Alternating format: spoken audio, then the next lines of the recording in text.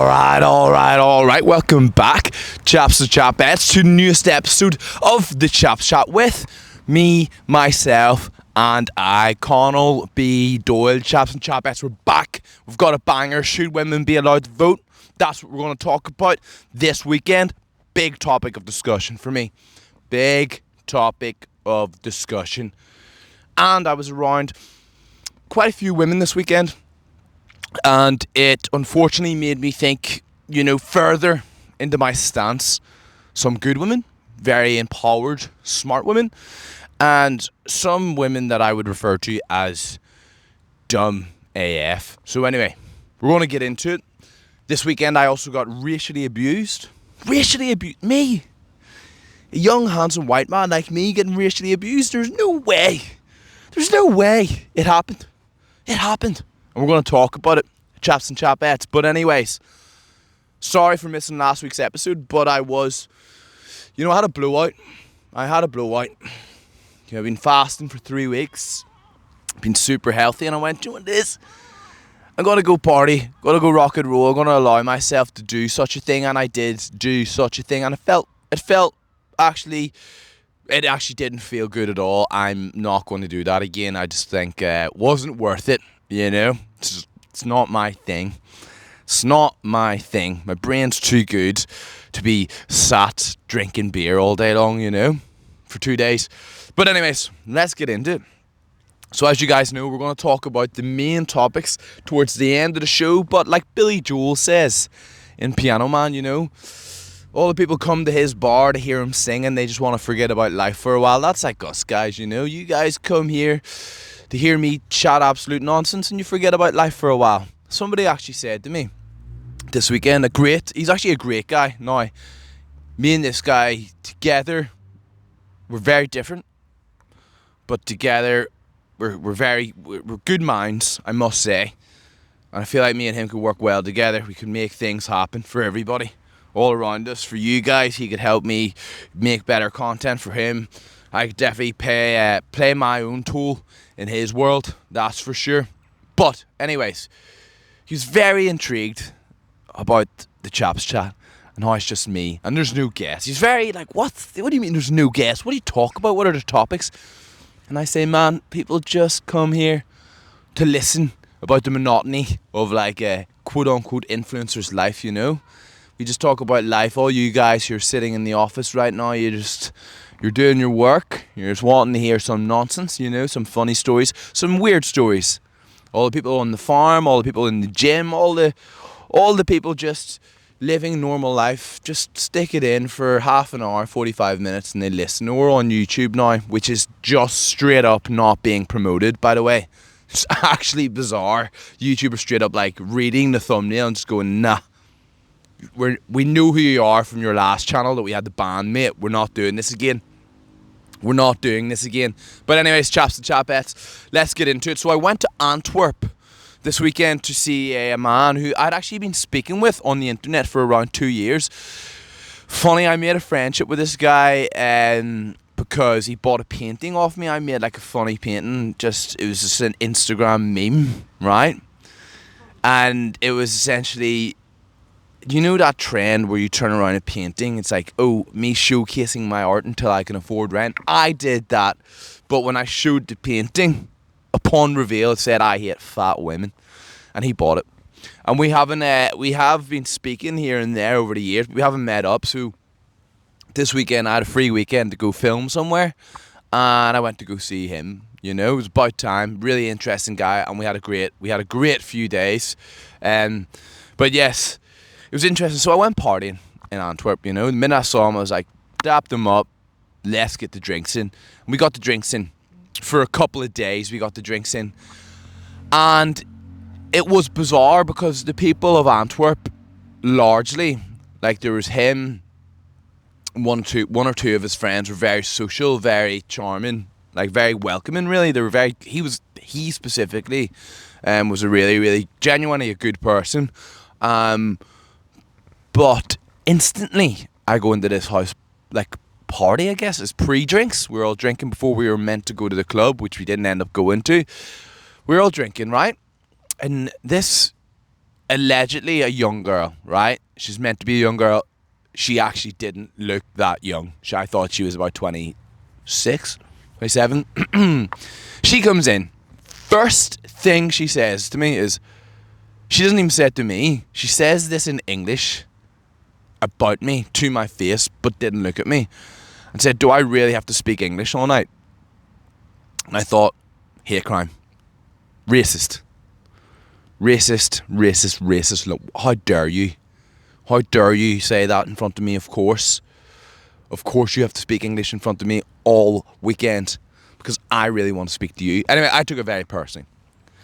I turned around, and in fairness, my friends, they did defend me. He was like, yo, maybe he doesn't want to speak to you. You know, maybe he doesn't want you speaking in English to him. So anyways, I held a grudge about that, but I'll tell you what I done throughout the whole weekend, specifically to her, just to make her feel like she's lost her mind. But anyway, my friend explained to me, mate, this is people of Antwerp. You know, Antwerp in Belgium. He says the people are extremely insecure in this country. He says the people are very insular, don't really like talking to other people unless they don't know them, and it's not rude, it's just how people of Belgium behave. In my opinion, it was actually uncomprehensibly rude. I'm sure almost everybody listening here would find that rude. Like, do we all have to speak in English just because of him? And yeah, I was just taken back by it. I was taken back by it. So my plan was, this is actually going to sound really bad, but anytime she left her drink alone, I would just pour it into mine and leave her like a tiny bit left. Whatever she had, I didn't care. I just mixed it. I took any chance I got. I took her drink. So she'd come back, and every time without fail, she would be looking at her glass like, where is the rest of it? Where is the rest of it? And for some reason, I'm big on, you know, I take my drink with me just because I don't trust people, you know, in the sense that, you know, anybody could be out there trying to do whatever to your drink. I don't trust anyone at all, even friends, because I'm like, apart from like obviously like David, etc., I can trust him. But I mean, if you're in a group setting, you're better just keeping an eye on your drink, because you never know. People are sadistic, maybe a little like me, but I wouldn't go too far. I would just take it, and I kept doing it, and we actually partied pretty much for 2 days, obviously sleep in between, but she was at both parties. Anytime she left her little drink, I just took it, and I think I started noticing by about the 7th time I'd done it to her, she was really starting to like look around, and she must have been really questioning her insanity. I just don't know if she'd actually addressed it yet, because she wasn't speaking in English. But I could just see by her facial expressions that something wasn't right. And I really hope I got to her. I really hope that simple little prank got under her skin. Because she was a bitch. She was nothing short of a bitch. But unfortunately for me, it was 2 days of really nobody speaking to me. To party. Like, nobody really spoke to me. Apart from my friend, obviously. But it was quite hard to, like, you know, they're all having group conversations because a lot of them didn't want to speak English. I sort of sat there. At one point I was binging chess on my phone, because, you know, like, it was my blowout.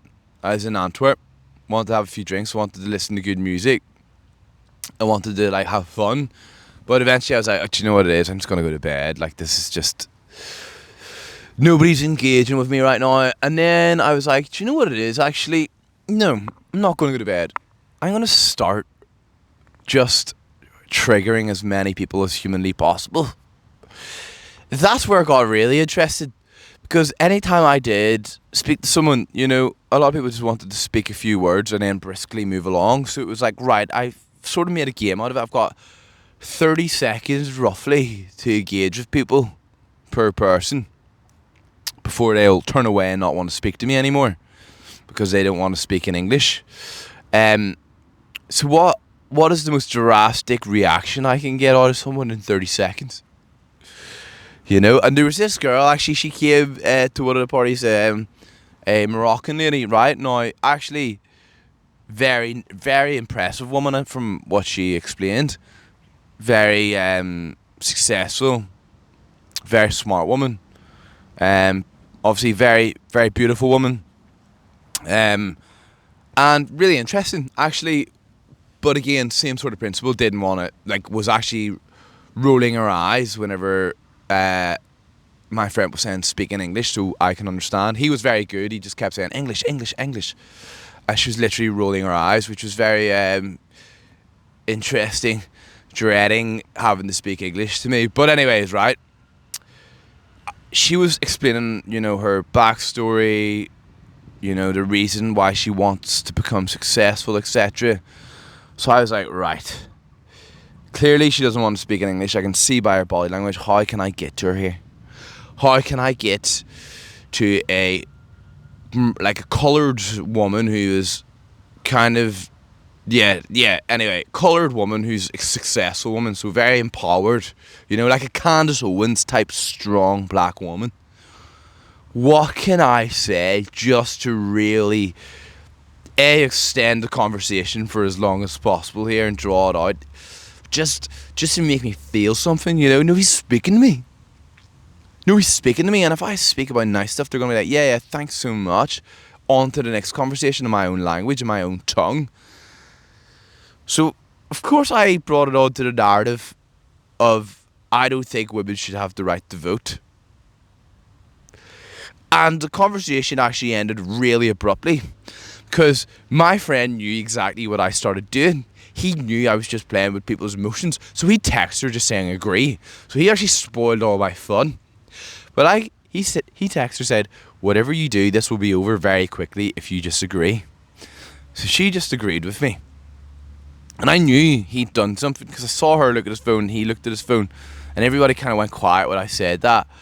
And I was like, oh yes, this could be going somewhere. And it actually went nowhere. But, based on that topic, I would say, and I get this question a lot, my most controversial opinion, now hear me out, it really is that I don't think women should be allowed to vote. It's sometimes, not all the time, not all women, but largely, if I could put a blanket ban on women being allowed to vote, I'm gonna probably do it. If there was a red button in front of me saying stop women voting, I'm hitting it. Alright, I'm not gonna lie. I'd maybe think about it for a few seconds, there's a lot of smart women I know. I have a very, smart women friends. But I'm gonna hit it.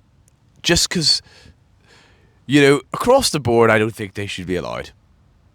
And that's my God's honest truth. Now, hear me out. You still need to hear me out. So, I read something recently on Mirage. If you don't know what it is, it's a free speech platform. So all the information you get there is actually accurate. It's not like Gemini or X or Instagram where it's all controlled narrative. There's no controlled narrative there. You can post anything. You can read about anything. There's no restrictions. So I was reading on Mirage statistics about what has went wrong since we gave women the right to vote. Rape has drastically increased. Criminality has drastically increased. And reoffending has drastically increased.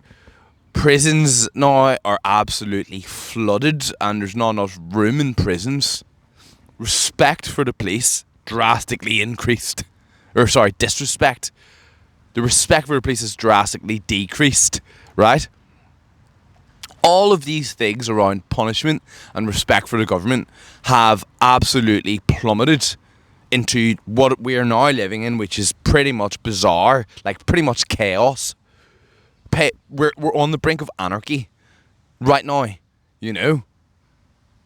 And it's all because we gave women the right to vote.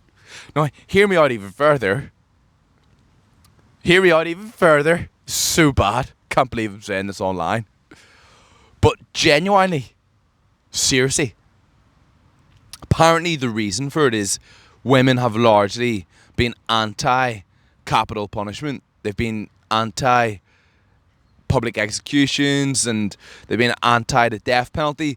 So women's vote has directly shaped punishment policy.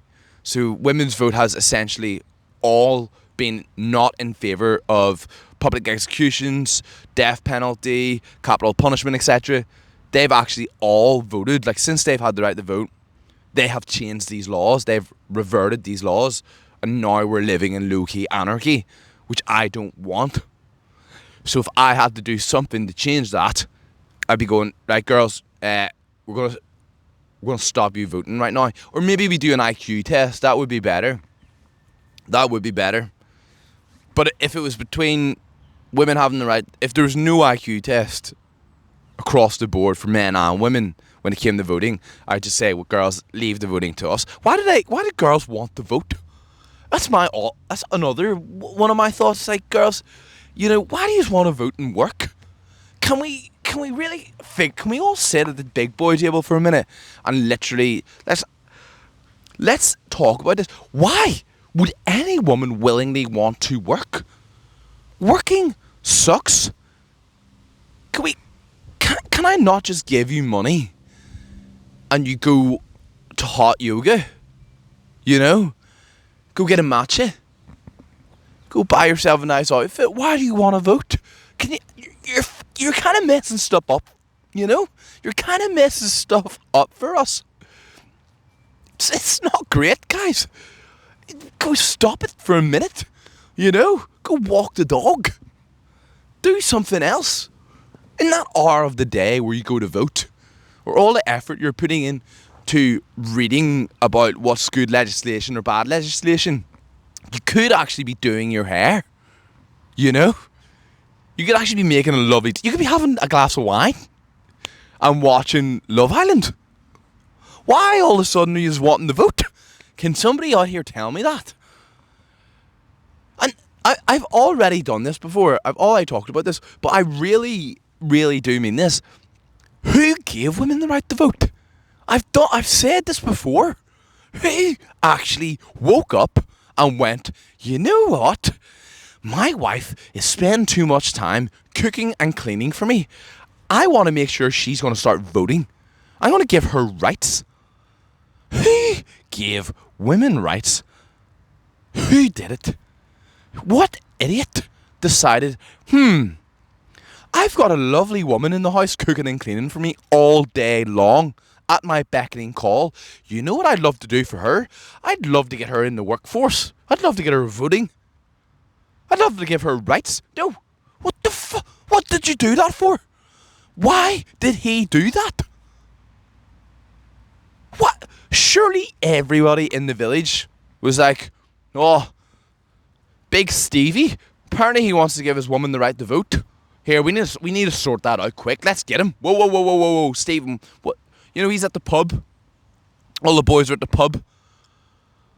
Stevie goes, yeah, guys, I think I want to start giving my wife rights. All the boys should be going, whoa, Stevie, man, if you say that again, we're going to have to beat you up here, mate. Don't you be putting any idea in our wives' heads here. Don't you be giving my wife any ideas, thinking she should go to work. Are you nuts? Do you know how good it is coming home to dinner at 6 p.m? And you're about to say my wife should be working and voting? Are you fucking nuts? Stevie, boys, intervention for Stevie here. Mate, he wants to give his wife the right to vote. Are you nuts? Are you fucking nuts? You'd have to beat him up. You'd have to beat some sense into that guy. Stop that. This is mental illness. Section him. Why did that guy decide my wife's cooking and cleaning too much, let's get her voting? Look at us now. Who did it? What idiot? What an absolute imbecile. Why would he do that? And I'm going to double down. On a real one, who thought, abolishing slavery was a good idea? I'm going to be honest, right? And it's not that I think slavery was good, but I'm just saying, who decided, you know what it is? It really sucks having a guy or a woman working all day long for me. and I can just put the feet up and watch the TV, or what do they do? I can put my feet up and have the candle on and read a wee book here. Who thought, actually, that guy out there is working a bit too much for me. Let's free them? What? Who actually thought this is... I just don't understand where this all stemmed from. Who decided, me and my wife and kids are just chilling. We've got somebody working outside full time for us. We got them cheap. They're good workers. Do you know what we should do? Free them. Let's sacrifice everything we've got right now and free them. Who decided that? And why did they decide that? I don't get the logic. Not that I'm saying it's good, but I'm just trying to put myself in the person's shoes. If that was me, yeah, I'd feel a bit guilty. But at the same time, everybody's doing it. I'm not going to be the one to stand out and go, actually, I think we should free these guys. No, thank you. No, thank you. It's 2 p.m. I'm getting a bath every day, having the candle on and reading the books I like while I'm making money passively. Slaves were the original side hustle. Slaves were the original, passive income. Who decided I don't like having a passive income?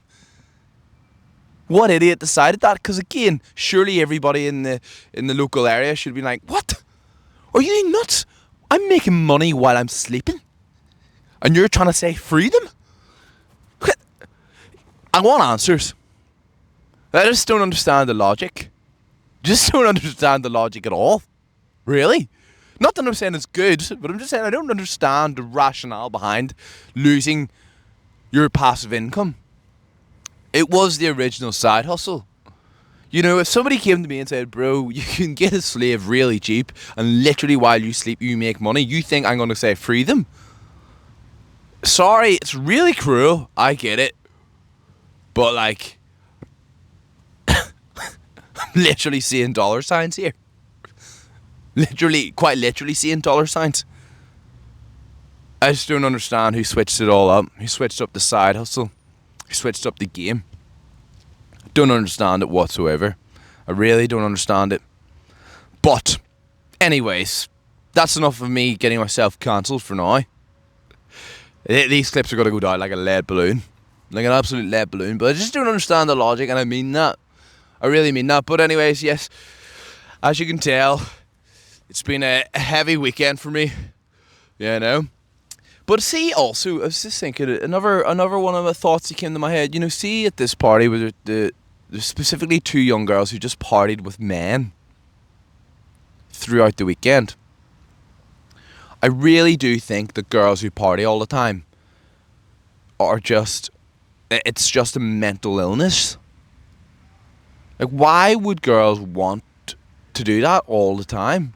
I just think drinking is such a male thing. It's like a girl said to me before, she loves having guy friends. Like, any girl who loves having guy friends is factually mid. Factually mid. You will never see a good-looking girl who's got loads of guy friends unless she's got genuine issues.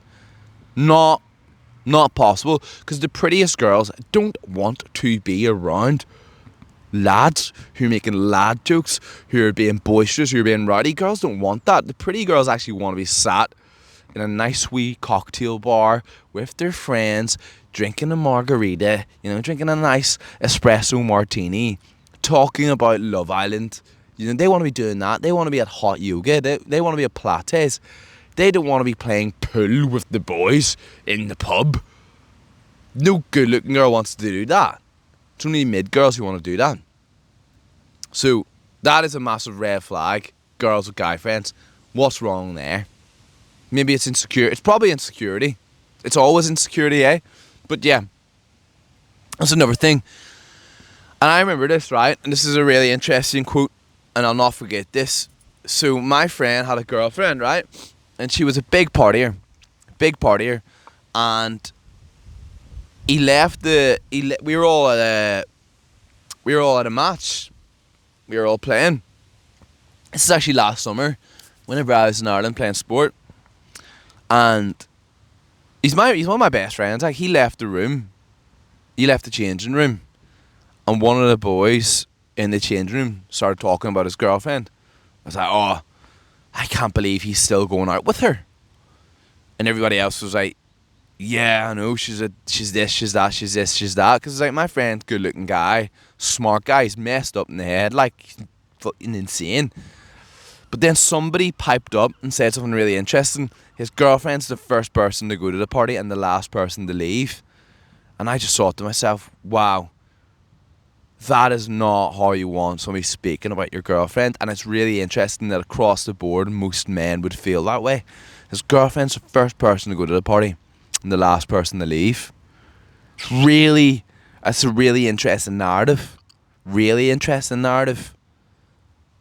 And I just sort of thought that myself and saw them girls. It's like, Jesus, some poor idiot is going to have to marry one of you two. And there's going to be boys out there like me being like, I saw your girlfriend just trying to flirt with every man in the room, necking drinks, getting absolutely paralytic drunk, not wanting to leave the party. And you married her, you know? Absolutely bizarre. So if you've got any party girls out there, boys, who are at after parties and stuff every week, you don't want people speaking like that, eh? That is not the narrative you want about your girlfriend. But also, it was fun. It was a good weekend, you know. I'm planning a chill weekend this weekend. But I'm also loving my new health kick that I'm on, where I'm fasting, I'm eating healthy every day, I'm cooking every day, getting, you know, back into good shape. I'm excited to drop some crazy YouTube videos now that my brain's wide open. It's expanded. I feel like since I've not been, you know, so unhealthy, I'm not putting any bad foods into me, my mind's just exploded with good ideas and great agendas and great plans. And me and David are going to be back together soon. He is getting a new career role. And yeah, we're going to have to figure out how he can still be in content, not do anything to jeopardize anything. But that is really what is going on. Also, I saw something absolutely vulgar at a club the other night, and it really made me feel sick to my stomach. And I feel like I was gonna, if I had been maybe in a bit more of a comfortable zone or area, I probably would hit him for this. I saw a man, I believe he's like 30 something. So essentially we went to this club and the owner has like a private room upstairs. So we go to the owner's private room. Really interesting man. Really interested in his architecture and stuff. He was a good person to chat to. But I looked at the table, and do you know what Smint's packages, boys? Smint, like the mints. I don't know if a lot of you guys have seen them, but they're big I'm assuming they're big in Europe. I saw him have a massive box of them. Not a massive box, but your regular size, exact Smint packet. And I went to grab it, and I poured out two into my hand. I went to take them. And my friend was like, whoa, don't eat them. And I was like, what? Why? And he goes, bro, that's ease, like ecstasy. I went, you are fucking kidding me. You are kidding me. They look exactly like the packaging. They come out in the same form of the Smints. Like they are. Like that's like there's no difference in that and Smints. And the guy was laughing his head off. And I was like, man, see if I just took them. I actually would kill. And I wouldn't kill, obviously, but you'd beat somebody to a pulp for that. You absolutely beat somebody to a pulp for that, because that is just essentially having it's just bizarre. I couldn't wrap my head around that. I was genuinely seething. Like my blood was boiling at that. I actually wrote it down in my iPhone notes to tell that story. Just even say, obviously there'd be no kids in that environment, but just a kid walking in. Like for example, me and my uncle, right? My uncle Mark, you know, he would never have done anything like that. But I'm just saying that he was like an athlete, and he was always good to grow up around because he was really good at sport, and I played sport. I watch him play sport and stuff. Go watch his matches. So it's nothing like that. But in a hypothetical situation, you know, say he would have done stuff like that, I could have went into his room, which I used to go all the time. I used to go in and play his Xbox or his PlayStation and stuff. I go up there looking for movies and stuff to watch in his room. Say he had something like that, and I went, oh, Smiths, and boom. And then the next thing you know, you're hospitalised. Like, that sort of thing. It's just, the outcome's not necessarily predictable with that sort of thing. And I hate that sort of stuff anyway. I don't know why people engage in that sort of antic. To be honest, drinking is good enough. But listen, chaps and chapettes, I love yous. I appreciate you. Thanks for listening and watching. And if you're on YouTube, subscribe, because they're shutting us down quite heavily. And David hopefully will be back on the next episode. And I'll see you all then.